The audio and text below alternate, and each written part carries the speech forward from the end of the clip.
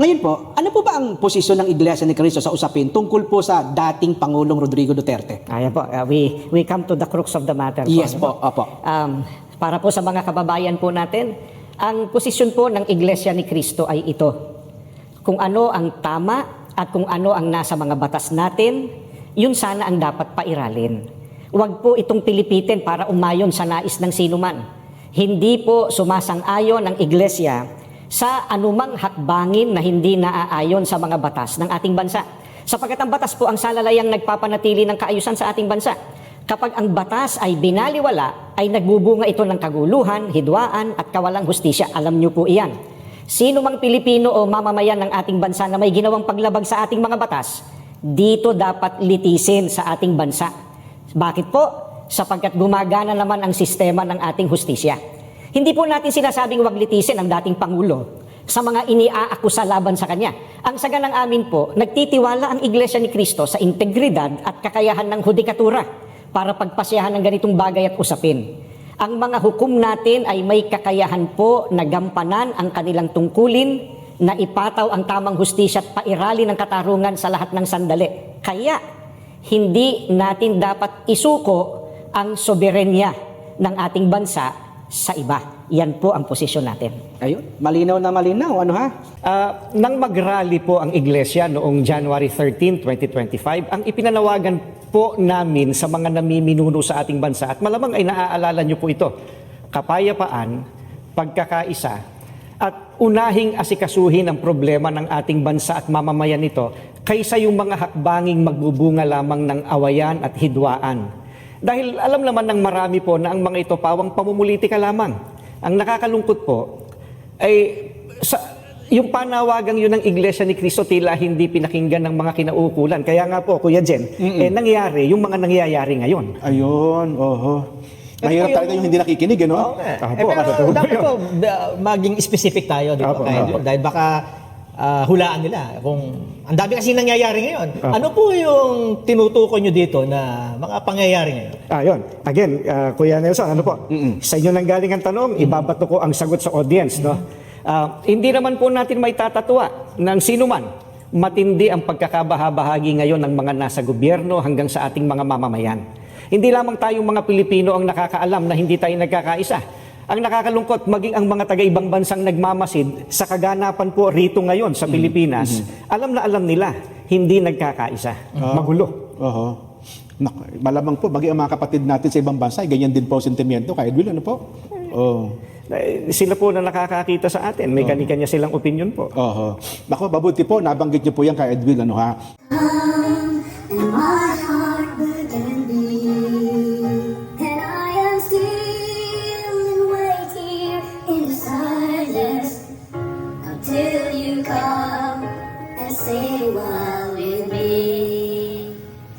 You raise me up so I can stand on a mountain. You raise me up to open stormy seas. I am strong and I am on your shoulder. You raise me up to more than I can be.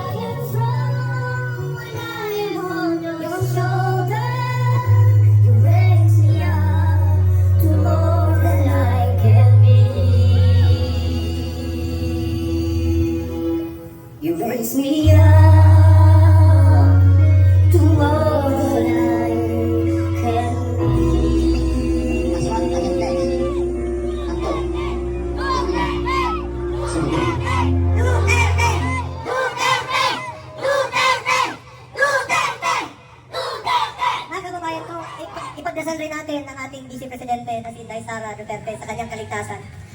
Bring PRD home po. Pagdasal natin si Tatay Digong sa kanyang kaligtasan at kalusugan. Maraming salamat po sa inyo lahat, mga kababayan ko.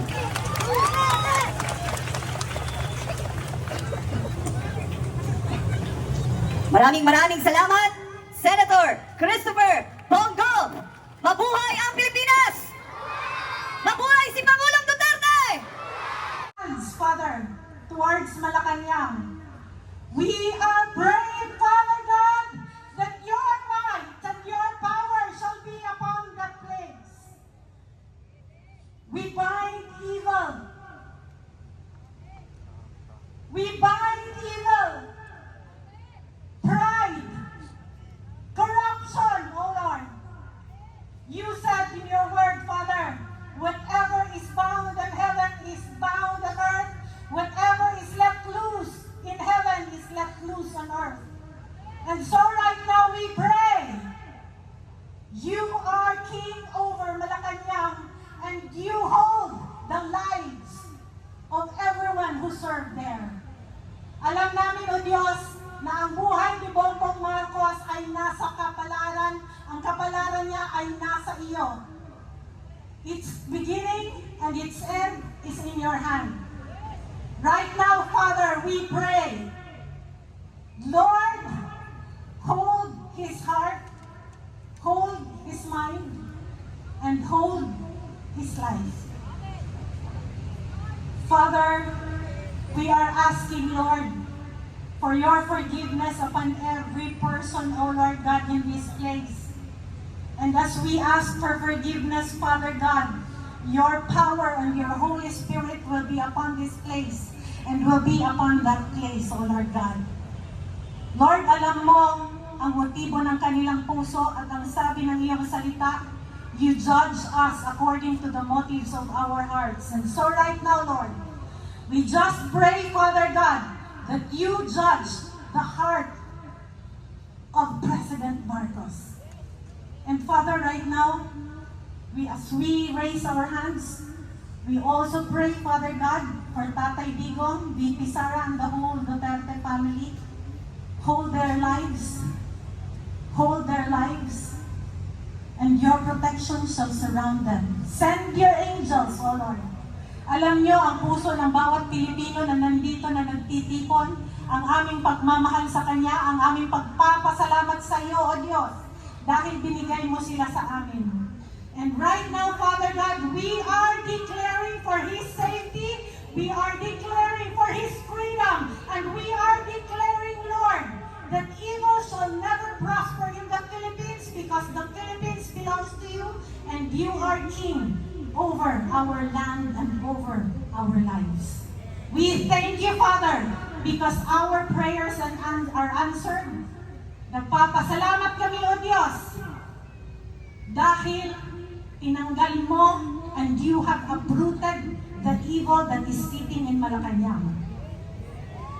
It is the devil, O Lord God, that we have defeated, and we know, Lord, that victory is ours. That victory is for the Lord Jesus, and victory is for the Philippines. We thank you and we shout, Hallelujah! Hallelujah! Hallelujah! And we shout, freedom is upon President Duterte and upon the Filipino people. In Jesus' name we pray. Amen. Maraming salamat po. Maraming salamat, Ma'am Asra Pimentel Naik, at ang susunod na magsasalita, walang iba kundi si Dr.